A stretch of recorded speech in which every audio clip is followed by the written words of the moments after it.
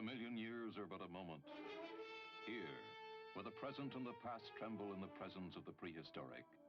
From here comes an adventure so big that only the big screen can do it justice. What is it? Salut à toutes et à tous, je vous retrouve aujourd'hui donc pour un nouveau chapitre autour du cycle Hammer. Et oui, ça continue. 46e film dont je vous parle aujourd'hui pour vous présenter donc Le Peuple des Abîmes que je vous affiche tout de suite à l'écran avec le titre anglais que j'aime beaucoup d'ailleurs, Le Continent Perdu, The Lost Continent.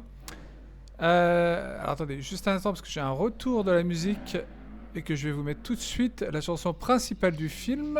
Voilà. Donc la musique est composée, je le dis tout de suite, par Ray Gérard. Que je reprenne mes notes, excusez-moi. Gérard Schurman. Voilà, hein, c'était un compositeur allemand qui a fait quelques musiques de films, entre autres pour la Hammer, qui n'a pas une notoriété aussi, bien sûr, importante que des compositeurs comme James Bernard, bien sûr.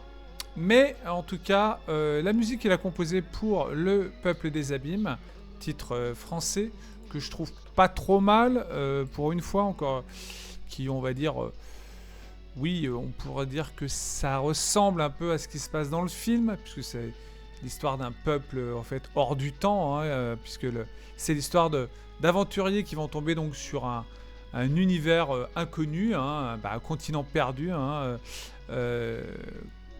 qui donc va les confronter à diverses péripéties, notamment des créatures antédiluviennes, comme on les appelle dans le film.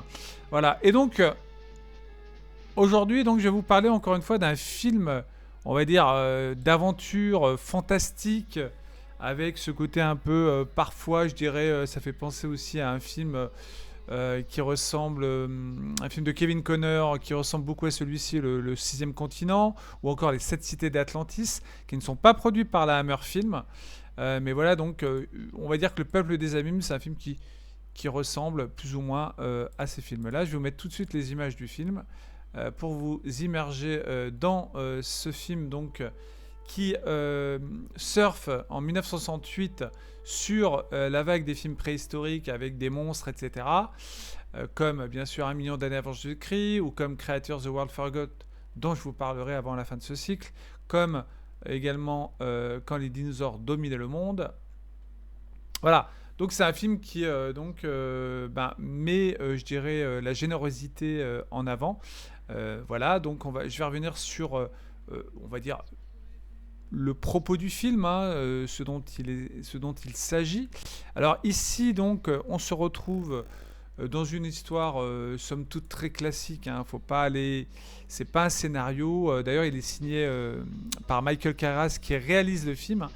Je reviendrai sur Michael Carras dans la Hammer, qui a quand même beaucoup compté aussi, un homme qui a beaucoup compté quand même au sein du studio.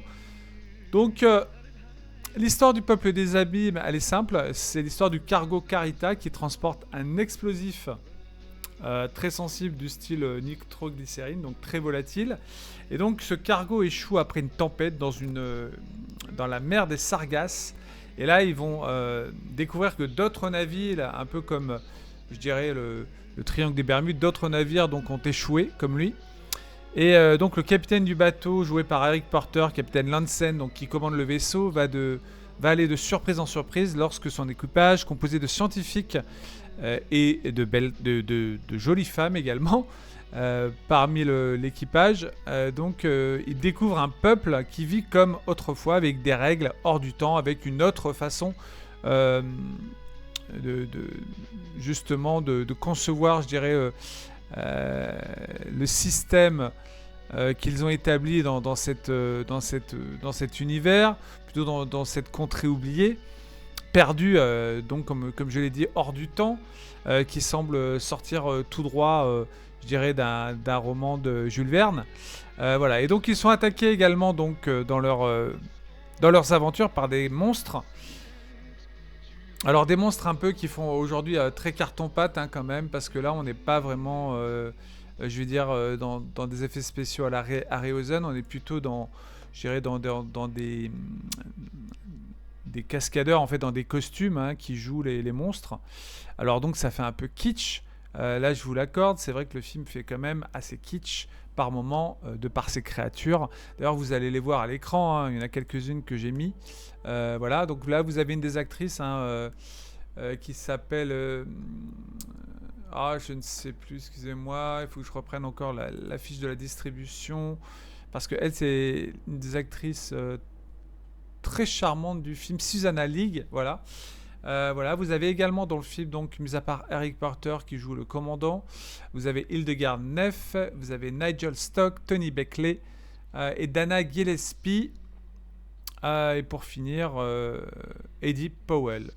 Voilà, donc en fait, c'est une forme d'inquisition, c'est une époque en fait, une époque, c'est voilà, vous voyez, ça ressemble beaucoup à l'Inquisition espagnole. Vous avez une société en fait qui a créé donc un système dans cet univers qui mélange qui mélange une terre préhistorique en quelque sorte avec des monstres qui ressemblent justement à des créatures préhistoriques et donc ils vont se retrouver confrontés donc à ce peuple qui communique en plus avec les créatures, etc.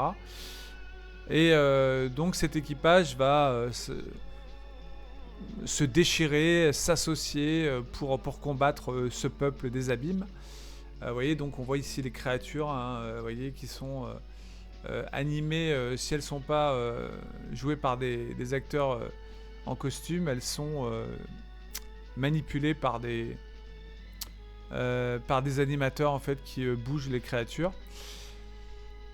Les actrices, comme toujours chez la Hammer, donc sont très jolies. Hein, j'ai parlé surtout de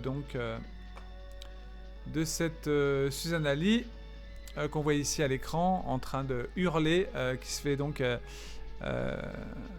attaquer par une des créatures à tentacules. Voilà, donc le film, je dirais que c'est vraiment pas le meilleur film de la Hammer, hein, encore une fois, enfin l'un des meilleurs, pardon, puisque meilleur film de la Hammer, c'est très difficile d'en sortir un. Parce que pour moi, il y en a au moins 3 qui sont vraiment au même niveau. Si je devais les mettre dans haut du panier, bien que, attention, je précise que je ne les ai pas tous vus. Je reprécise que je n'ai pas vu tous les films de la Hammer. Donc, je vous parle des films que j'ai pu voir. Hein, vraiment, donc, sur la cinquantaine de films, soixantaine de films que j'ai vus, je reviens uniquement sur les films que j'ai vus. Je précise dans ce cycle. Voilà, donc si j'en découvre d'autres, il est évident, il est possible que je revienne vous présenter d'autres films. Ça ne veut pas dire que à partir de 50 films, 55 d'ailleurs, que je ne reviendrai pas de temps en temps vous parler d'un autre film de la Hammer, voilà, parce que ça fait partie donc d'un studio que j'aime évoquer. Vous le savez, ici sur cette chaîne, attention ça tourne, vous l'évoquez régulièrement pour ne jamais oublier le studio absolument indispensable qu'il fut dans le cinéma de genre. Cinéma d'aventure, cinéma d'épouvante, etc., etc., comme je dis. Après chaque vidéo, l'importance de ce studio qui a compté donc, dans les années 50 à 70, fin des années 70. D'ailleurs, je vous parlerai aussi du dernier film produit par la Hammer dans les années 70, après, on va dire, son total arrêt jusqu'aux années 2010, mais là c'est plus du tout la même, comme j'ai dit, hein, la même façon de raconter les histoires ou même de mettre en scène les films, puisqu'on va aller vers des films beaucoup plus contemporains, beaucoup plus modernes. Ceux qui ont repris le studio Hammer ne font plus du tout le même style de film, évidemment. À chaque époque, son style. Donc évidemment, moi je préfère le style de l'époque. Parce qu'aujourd'hui, les films de la Hammer, produits par la Hammer, comme Laisse-moi entrer, comme d'autres, comme La Dame en Noir, tout ça, sont beaucoup plus, dans un style beaucoup plus, comme j'ai dit, moderne, et n'ont pas du tout ce charme que pouvaient posséder les films de l'époque.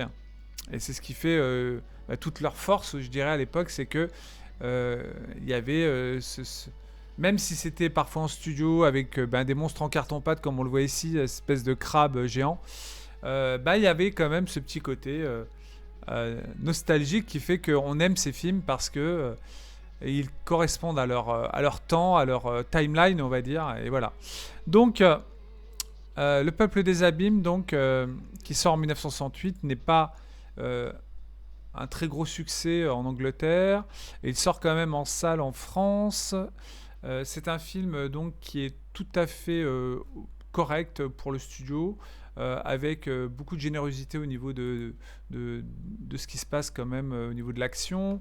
Une petite scène d'intro d'une demi-heure sur le bateau, etc., avec les différents personnages notamment des querelles entre des femmes et des hommes qui essaient de s'imposer, vous voyez, des petites tensions dans l'équipage. Le commandant de bord donc, qui est obligé de gérer tout ça. Voilà, des tromperies, des infidélités entre certains qui sont mariés, voilà, notamment euh, le personnage j'en ai parlé, de la belle blonde, voilà, qui va donc se tourner, qui va être attiré par un autre homme du groupe, etc. Voilà, donc avant qu'on en arrive donc sur le fameux continent perdu, voilà, donc on sent que l'équipage traverse des petites crises, on va dire. Alors je vais vous remettre un peu ici la bande-annonce quand même du film, parce que c'est sympa de revoir un peu aussi les images. Je vais vous mettre ça tout de suite. Voilà. Que vous ayez une petite... Alors je vais baisser le son aussi de la bande-annonce pour ne pas mettre trop fort. Que vous m'entendiez. Voilà, donc comme vous pouvez le constater à l'image, il découvre ici, c'est quand il découvre donc le continent perdu, où des navires se sont échoués. Donc on pense tout de suite au triangle des Bermudes. Si dans la même, on va dire, iconographie thématique de ces mondes, on va dire peut-être parallèles, donc où sur Terre on découvre des univers inconnus.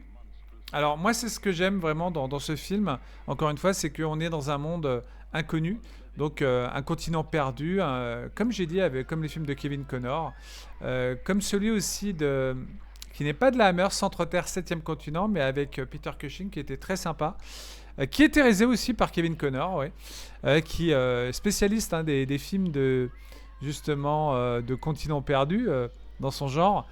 Mais on va dire que celui-ci quand même possède pas mal on va dire d'action, enfin de scènes où ça bouge, surtout vers le deuxième tiers du film, hein, on va dire la dernière heure, puisque le film dure à peu près 1h35. Voilà, donc c'est un film très sympa à voir. C'est vraiment pas, on va dire, un grand film, un grand classique de la Hammer. C'est un classique tout court qui se regarde, qui se laisse voir avec son lot je dirais, de fantaisie, donc de monstres, hein, d'univers fantastique. Voilà, qui fait encore une fois un petit peu le mélange préhistorique, fantastique, horrifique, etc. Avec une secte aussi, vous voyez, une secte, on va dire, d'inquisiteurs, comme on le voit à l'écran, qui livre aussi des sacrifices dans des sortes de pieuvres géantes, vous voyez, Donc, ils ont ils vénèrent des idoles qui sont des monstres, etc. Il y a un peu de Lovecraft aussi, quelque part, avec les créatures tentaculaires, etc. Donc voilà, c'est un film très sympa à voir. Attendez, je vais baisser encore le son pour pas mettre trop fort. Voilà, donc c'est un film, on va dire, qui remplit le cahier des charges, comme je dis souvent. Généreux, mais qui n'a pas un scénario vraiment, vraiment original. On est très vite... c'est très simple, hein, je veux dire, c'est c'est un équipage donc, qui débarque dans cette contrée, qui vont essayer de survivre à la menace du continent perdu. Voilà, donc ça se résume à ça, mais en fait le film est très agréable à découvrir, à regarder. Michael Carrias n'est pas le réalisateur, je dirais, qui a brillé vraiment au sein du studio Hammer, parce que même si ça reste un réalisateur qui a fait quand même des films intéressants, Michael Carrias était surtout connu en tant que producteur pour la Hammer Film. Voilà, donc je dirais que oui, l'intérêt pour ce producteur-réalisateur, c'était surtout de voir tout ce qu'il a pu produire vraiment pour la Hammer, avec des films comme L'homme qui trompait la mort, comme Les maléfices de la momie, qu'il réalisera aussi, comme La déesse de feu dont j'ai parlé, comme Un million d'années avant Jésus-Christ, comme Alerte satellite 02, comme Creatures the World Forgot, etc., etc. Ou les derniers, dans les années 70, qui sont plutôt, pour certains, des thrillers, dont un dont je parlerai que je trouve très très bon, qui s'appelle Strife Until Morning.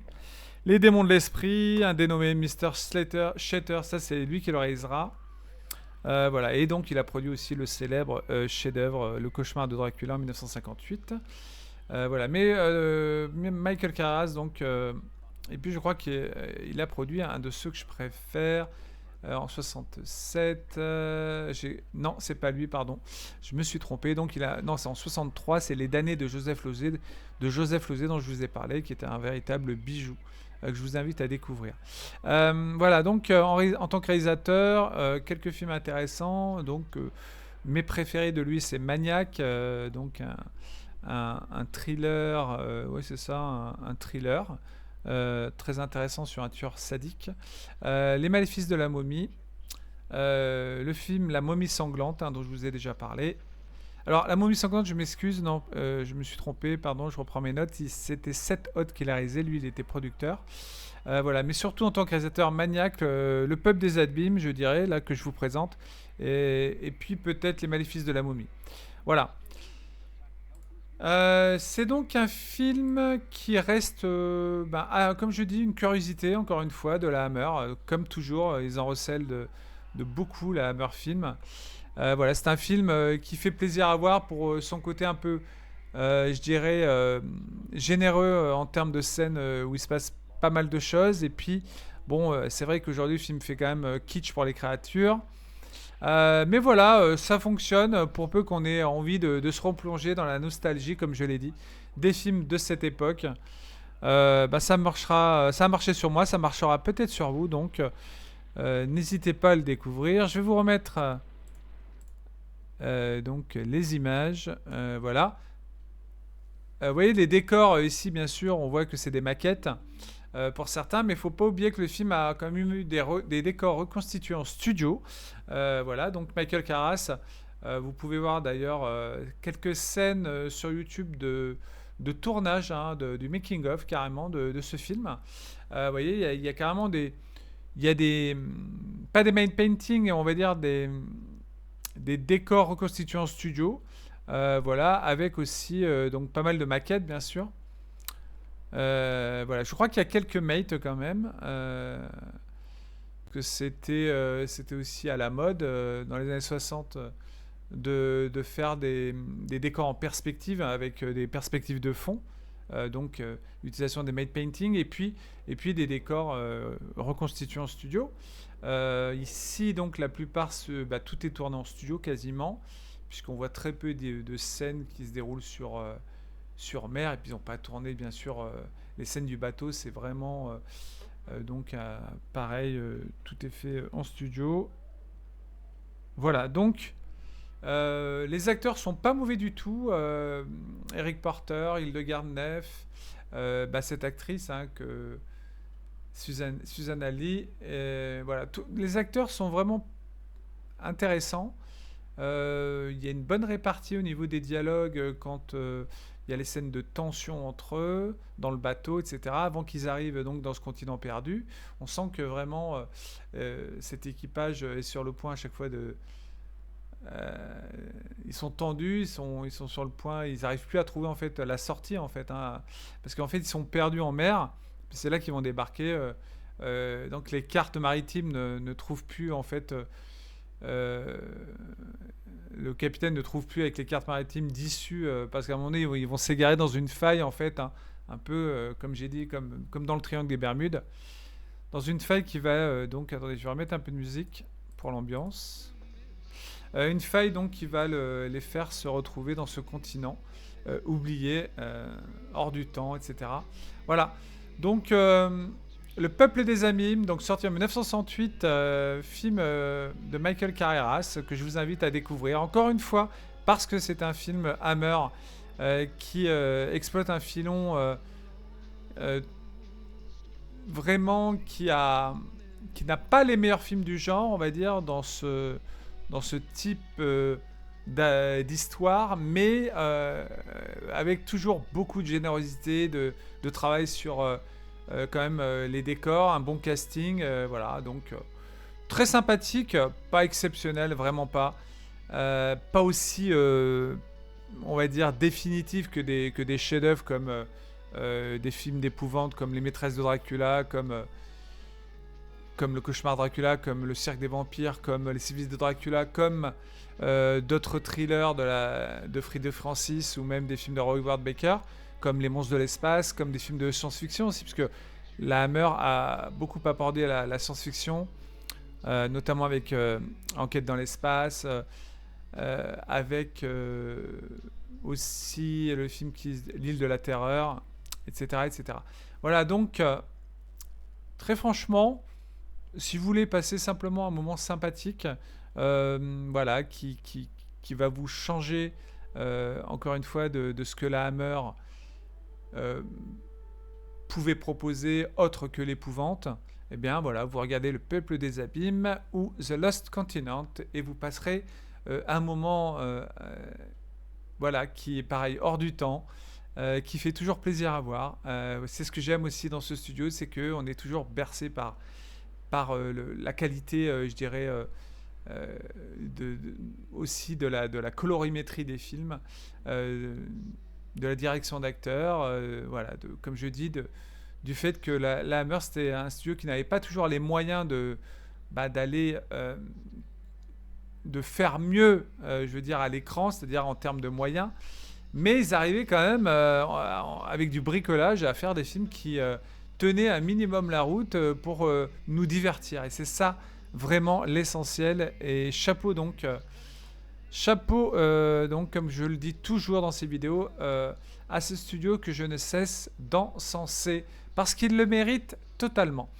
Voilà, merci à vous d'avoir suivi cette vidéo donc sur le cycle Hammer qui continue, comme je l'ai dit, peut-être au-delà de 50, je verrai en fonction de ma disponibilité, puisque là, je vous l'ai dit, à partir du 5 août, les vidéos s'arrêtent jusqu'au moins pendant un mois, donc au moins jusqu'au 6 septembre.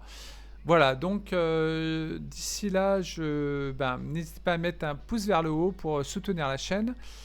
Abonnez-vous si ce n'est déjà fait. Et puis, regardez aussi par la même occasion les liens que je vous ai mis sous les vidéos pour découvrir les vidéos de la chaîne.